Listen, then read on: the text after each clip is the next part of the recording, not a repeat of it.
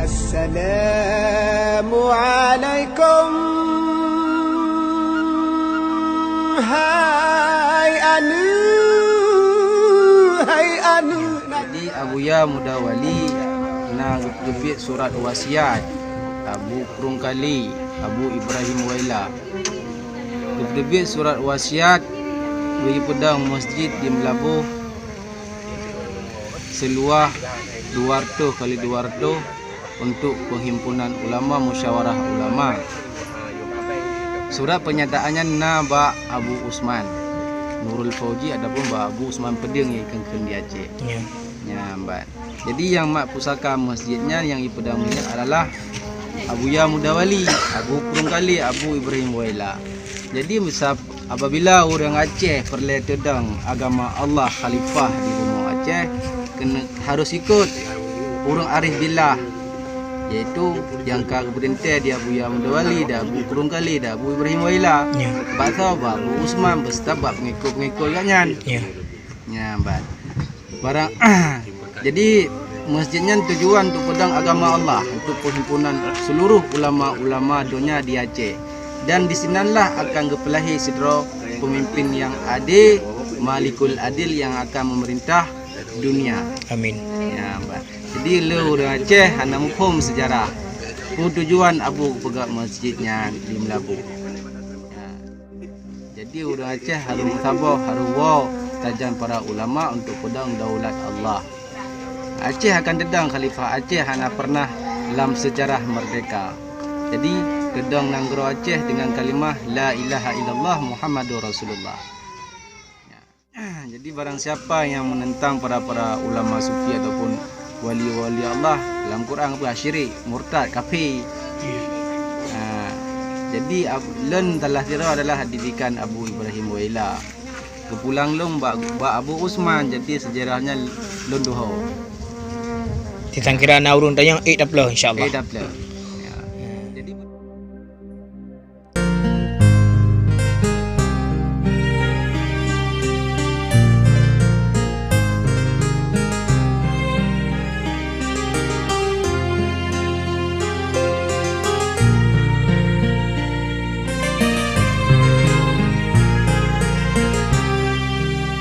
tengah jad ura dirui bukan le, dicem dalam gle mesuka dia, rindu hati lon ke raja ade, nang rabe anale lam haro hara, rindu hati lon ke raja ade, nang rabe anale dalam haru hara, rindu kenanggra jetsaga aman, rindu mudahan bak lagu tenang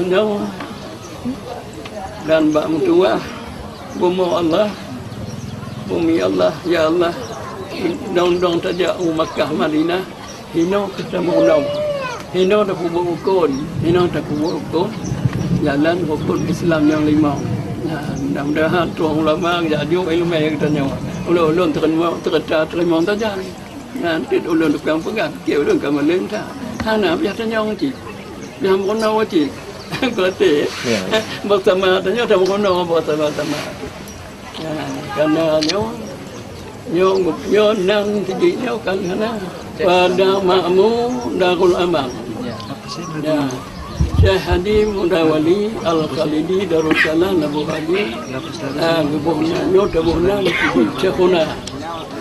Syekhuna Abuya Wali ngang yu pegot tempat nyo kena doa agaknya ya Tuhan bagi tanya wa inna faqiru haqqi Syekh Muhammad Wali Mudahaban wa nafshamani yastariqatan wal masyariban wa syairan muqtada wa fakatun wa syukatun Abu Muhammad Amin Syekh itu pangkat yang buat pekatnya.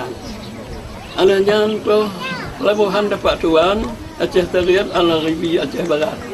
Abu Laharani, Abu Banyan, ulun yang mak turannya sehingga ulun pelaksana ke ulun jauh tanah-tanahnya dan ulun bi amanah Abuya. Bahanam waktu. Pu ya bugah ikannya. Tahu juga.